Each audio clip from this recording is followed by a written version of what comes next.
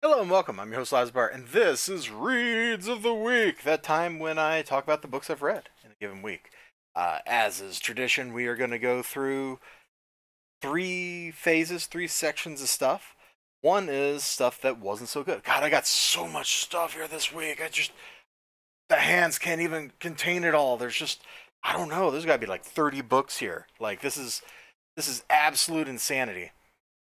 So let me pull out the stuff that I was very much disappointed in. And, well, I guess one thing I wasn't really disappointed in, it just wasn't very good. What is the worst thing? You know? It's gotta be Aliens Rescue. Like, I can condense the miniseries so far down to half of a comic book.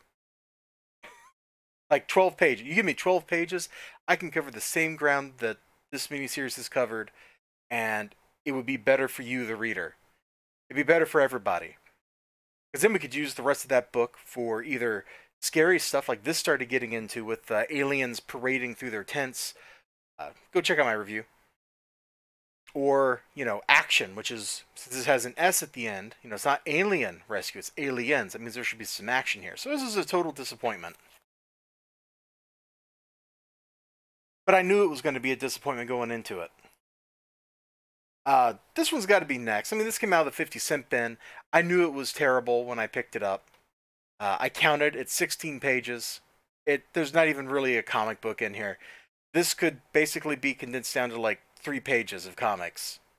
But it was Animal and Hawk, Road Warriors, Legion of Doom, whatever you want to call them. Best tag team ever.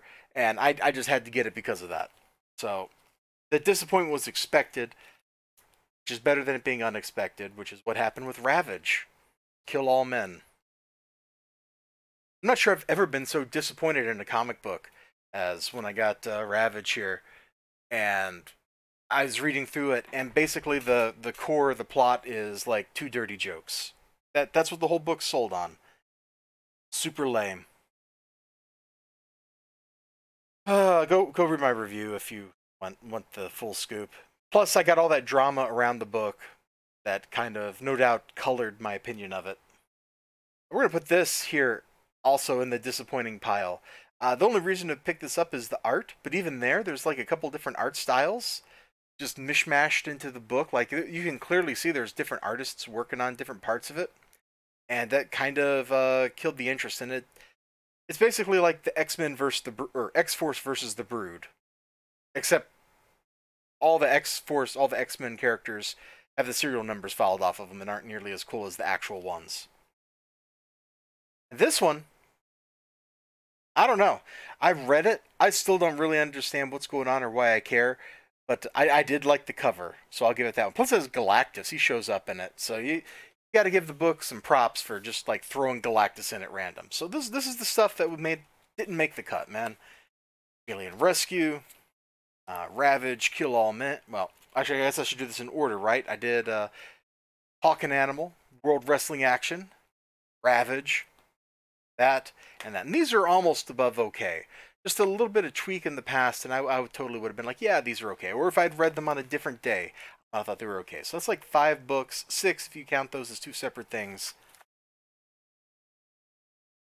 Down here in the realm of we didn't even make it to okay. I do want to emphasize those 2 were almost okay. And Ravage could have been so much better. It had potential. You got Chuck Dixon working on your freaking book. How do you end up with a Chuck Dixon book that's boring? I don't even understand how that's possible. Ravage pulled it off. Then we got the OK stack.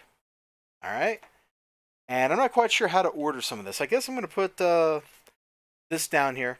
Red Hulk's not actually in the book. In fact, they're doing like a murder mystery. It's dumb. This, we just did a book where we totally got into Banner's head and poked around and looked at his internal demons, and now we literally have a demon. It just didn't work for me. Put this one here. This was almost good. The art, in fact, I gotta crack this one open so you can see. I just want to show Emma Frost to you, and then I want you to think to yourself, is that really Emma Frost? Oh my gosh, I can't flip to the page because of these stupid cards in the middle of the book. I know it's a gimmick, but it gets in the way. Yeah, that's Emma Frost. She's a dumpy, wine-drinking 40-year-old aunt. That's Emma Frost. That's not Emma Frost. That's stupid. All right, moving on. Moving on, because I don't want to linger there. I don't want to linger there. Uh, you know what? Let's just put this Wonder Woman comic down next. I was real hard on it at first, and then as I was like actually doing the review, I changed my mind. It's okay. There's some great art in it. The Amethyst story is a hoot. The new story, Harley is stupid because there's Harley in it when there's no reason to have Harley in it. And the Green Lantern story just rehashes Green Lantern stuff I already knew. In fact, Green Lantern stuff that was just published like 2 issues ago in where they renumbered the series. And you're losing points for being a renumbered series. Why did you do that? Ah, that's dumb.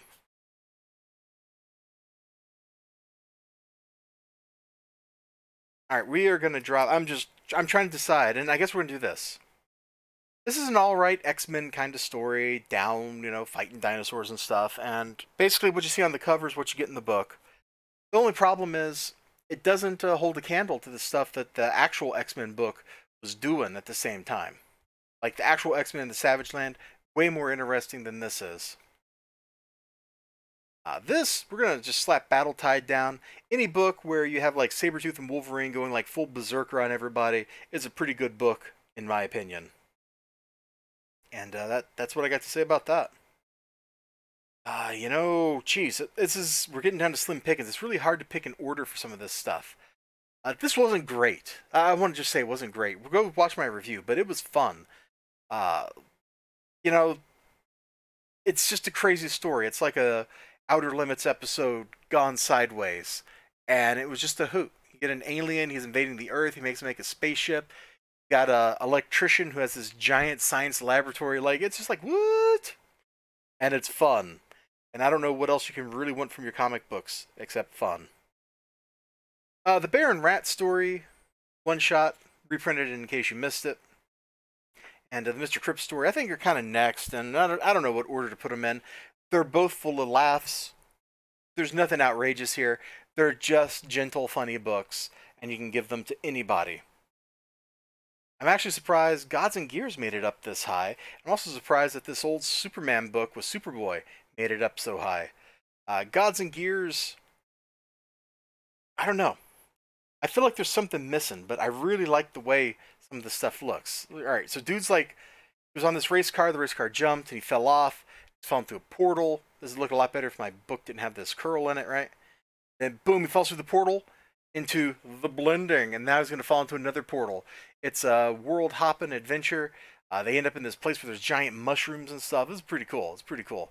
And the Superboy story is just like some classic, cocky Superboy, saving the day kind of stuff. There's one bit in the middle that's like a pin-up. Let me pull that out. I think the idea was we would actually rip this poster out. It's on a glossier paper than everything else. Superboy has got his priorities. You know what I'm saying? You know what I'm saying. But it was fun. It was a fun read. And this might be heretical to some, but Crisis on Infinite Earths kind of starts slow. This first issue is basically like a heist movie, the very beginning of the heist movie where they're getting the gang together.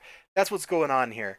And at the end of it, we end up with the big reveal of the Monitor, who's the one getting the gang together to go save the world. And that's pretty satisfying stuff, but it's also not like, whoa, this blows my mind kind of stuff. You know what I'm saying?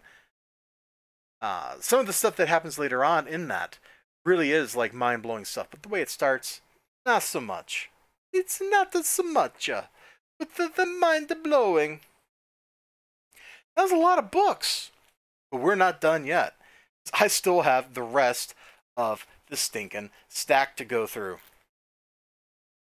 I guess I'm just going to go ahead and slap down all of Exilium. Like, I don't know, maybe this should rate higher, but I've already read it, I've already reviewed it. These are the self-published versions. Somewhere around here is the Exilium trade. Just pretend I'm putting that down right here on top too. It's fine. This is good stuff. It's above the threshold of awesome. Like, this is stuff I loved. This is stuff I reread. Like, it's great. If you're not checking out Exilium, you absolutely should check out Exilium. You might still be able to get it on newsprint from Alterna. If not, you might be able to get the graphic novel from Alterna. You know what? Let me go grab that. I think it's on my shelf over here. I think it's just sitting on my shelf. Is it? Yeah, this is it. So these are the self-published issues. I don't know if you can still get those, but this is like 17 bucks. The newsprint editions are like $1.50 each. Just go do it. It's good sci-fi adventure stuff. I don't think you can really go wrong with it. I mean, I guess you could, but I can't. So we'll just pretend that's still stacked up here. There's so many of them. I'm just gonna put them right there out of the way. And now we are actually in the hardest part of this because I got so much stuff here that I loved. You know what? I think I'm just gonna, for the next thing, I'm just gonna be like Shiro's Dominion. Like, it's good fun. It's crazy. If you've read it, you know what I'm talking about. If you've seen the Tank Police animation, you know what I'm talking about. It's good fun. There's action. There's humor. It's got that great Shiro art. Let me crack this open. You know, Leona Ozaki, she is way too into her tank. I think that... Oh, no, maybe the tank is in this one? There's one panel. It's right on the front page, and I just show it to you. If I can actually... The book doesn't want to slide inside the plastic. I don't know what the deal is. There's a whole bunch of ads in the back. Maybe it's a little too thick for this bag. Oh yeah, it's this one. It's just kind of like, get a room, girl. Ooh, it's the 1st Battalion Command Vehicle. Park it next to you, big boy. Get a room, woman. Get a room. Plus, it means she's like cheating on Bonaparte. Like, oh, gosh. Yeah, it's the romance of a woman in her tank. And it's fun. Action, there's drama, there's comedy. It's good times. Alright, cool. Those came out of the 50-cent bin, if I remember right. Like, I can't resist it when I see manga in the 50-cent bin. I just gotta go for it. And here's the problem I'm left with. Everything else is kind of vying for the top spot. Batman Curse of the White Knight #3, Criminal #8, Neon Trash Storm Warning, Harleen #1, Scrimshaw #4, and Justice League Dark 15. And I think what I got to do for you is try to figure out where to put these. And I think Justice League Dark 15 here is down at the bottom. And this is heresy. I think Batman Curse of the White Knight is too. Like, these are kind of down here. They're the foundational for this like pyramid of ascending. So just consider these like the #5 reads for the week. All right. All right. You okay with that? I hope you're okay with that. Then Neon Trash Storm Warning. Absolute blast of a book. I like Larry King's art. He's got good pacing in his writing. He chooses interesting stuff. I think there was only like 1, maybe 2 panels in the entire book I didn't like. That's a pretty good record. You know what I'm saying? The fact that this dude doing all this work himself and he doesn't have a major publisher and he's still churning out stuff of this quality, he's got my mad props, yo. Oh, Harley in this is... she's a lot more playful in this miniseries than she was in the original one, which I kind of like. It fits the character very well. Oh, yeah. This is so hard to pick. I think next in honesty, I have to put Scrimshaw, Tears of the Snoring Sea #4. I loved it. And if there's one book in here that, out of all this stuff, that I think you should read that you're probably not reading, it's Scrimshaw. You should just go check it out.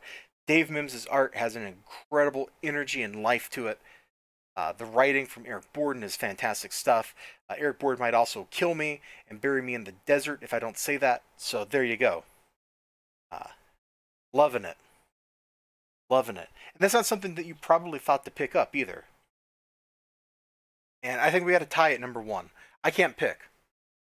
The atmosphere, the setting, stuff going on in Criminal #8 is absolutely positively like mind-blowing and brutal, and the mood there is so dark and heavy. Like you never feel hope. You never feel hope. And when you do, it's immediately dashed. You know what I'm saying? It's good stuff. It's great crime drama. And Harleen is great psychodrama. So yeah, this was really hard. Like, this last few books, I couldn't really put them in an order that made sense. No matter how much I thought about it, no matter how much brain sweat I put into it, because there was too much good stuff this week.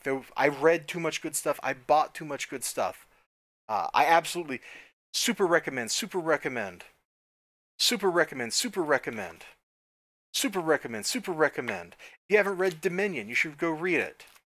Like, this is all like super recommended stuff. Just stop whatever you're doing and go start checking this stuff out. Okay, I guess maybe you can like skip out on the later Dominion miniseries, but you got to read the original, man. You got to read the OG Dominion. It's so good.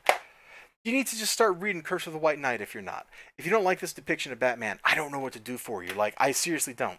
Start reading this from like issue 13. Just get into it. Just stop doing whatever you're doing and read it. Pick this up from issue 1. You know there's going to still be some out there. Peter Simone's probably like put in an order for reprints, man. Just do it. Just do it. Go to Larry King's Twitter. Find his email address. Send him an email saying, send me some of that neon trash, yo. And then he'll tell you where to send money and an address so he can send you a book. And I just whacked my microphone because I am so excited because I loved all these books. Criminal number 8. Oh my God. So good. Harleen. So good. This was the hardest read out of the bunch. As dark and depressing as this was, I finished it in one sitting. This one I had to do in multiple attempts because it was too heavy for me, man. It was too heavy. I will see you all next time. I hope you have a great day. Remember to like, comment, subscribe, all that great stuff. I will see you soon. At least I sure hope so. Until then, bye-bye.